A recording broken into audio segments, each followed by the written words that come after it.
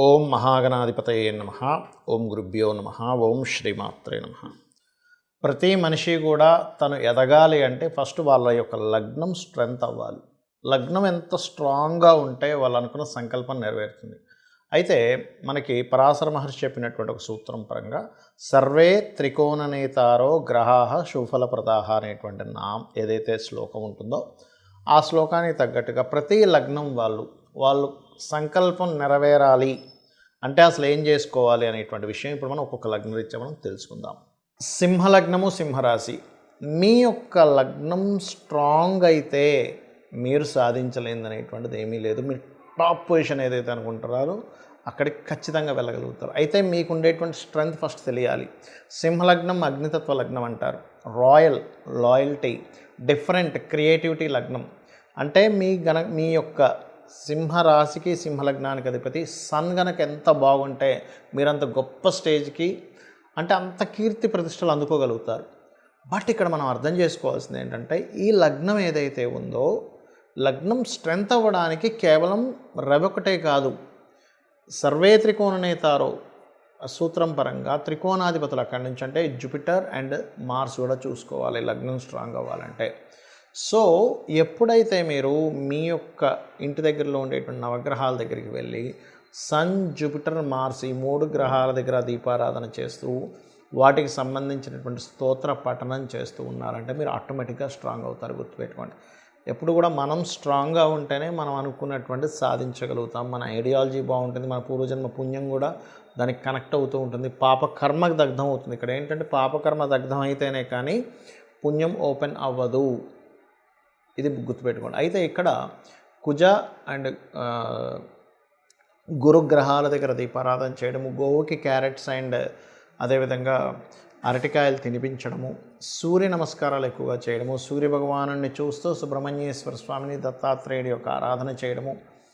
ముఖ్యంగా మీకు గనక రవి, కుజ, గురుగ్రహాల్లో ఏ గ్రహం బాగుందో ఆ రోజుల్లో మీరు ఏదైనా ముఖ్యమైనటువంటి పనులు ప్రారంభించడం చేస్తూ ఉండాలి. అయితే సమ్ టైమ్స్ ఏమవుతుంటుందంటే ఈ యొక్క రాశి మీద ఏదైనా పాపగ్రహం వచ్చినప్పుడు ఆ గ్రహానికి కూడా చేసుకోవాలి. అంటే సింపుల్ ఎగ్జాంపుల్ చెప్పాలంటే కొంతమందికి ఏమవుతుంది, సింహలగ్నం అయినప్పుడు రాశిలో శని ఉన్నాడు అనుకోండి, అప్పుడు అది శని, రాహు ఇద్దరు ఉన్నారనుకోండి, సర్పదోషం కిందకి అండ్ అదేవిధంగా పితృదోషం కిందకి అది కన్వర్ట్ అవుతూ ఉంటుంది.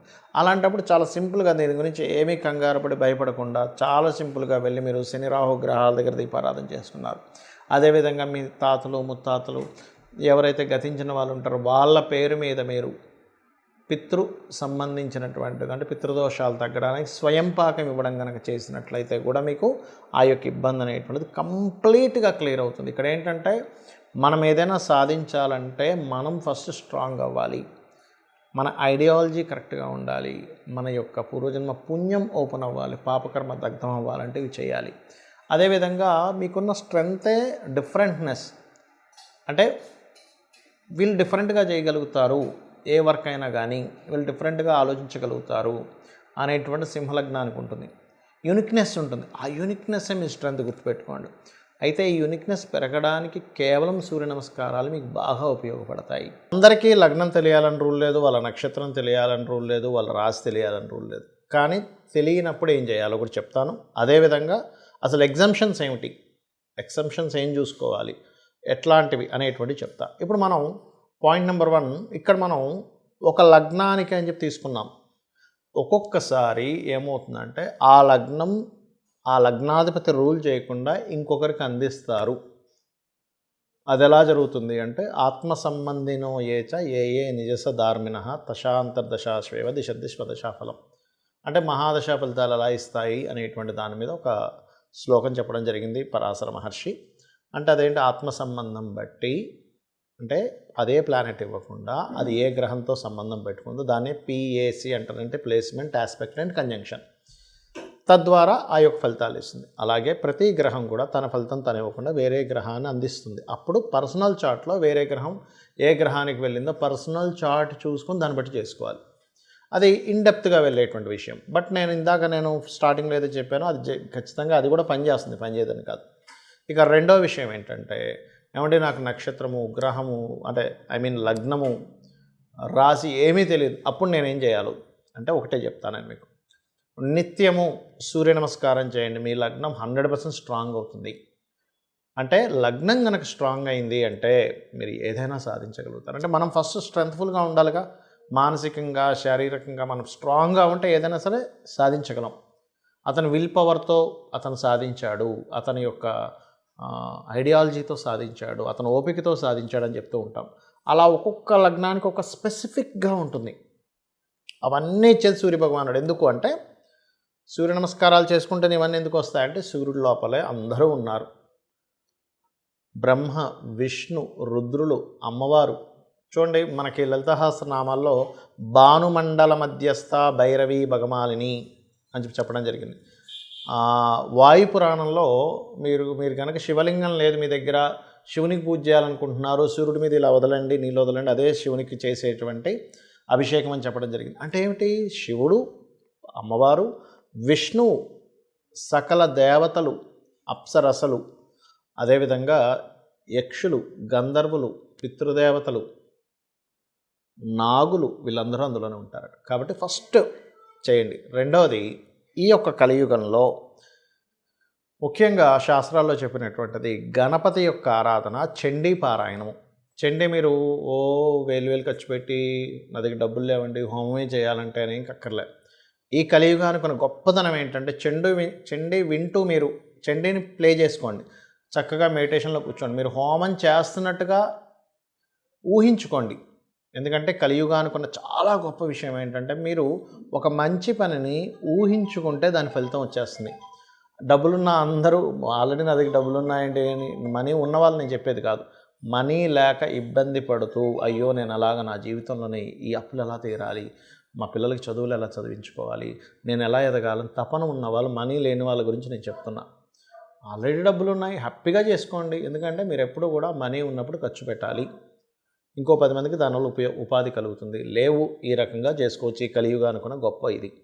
అదేవిధంగా మీరు ఇంకా బాగా స్ట్రెంగ్తెన్ అవ్వాలి, మీ లైఫ్ చాలా స్ట్రాంగ్గా మారాలి. ఎందుకంటే ప్రతి ఒక్కరికి ఉంటుంది, నేను నిరూపించి చూపించాలి, నేనంటే ఏంటో నేను నిరూపించి చూపించాలని ఉంటుంది.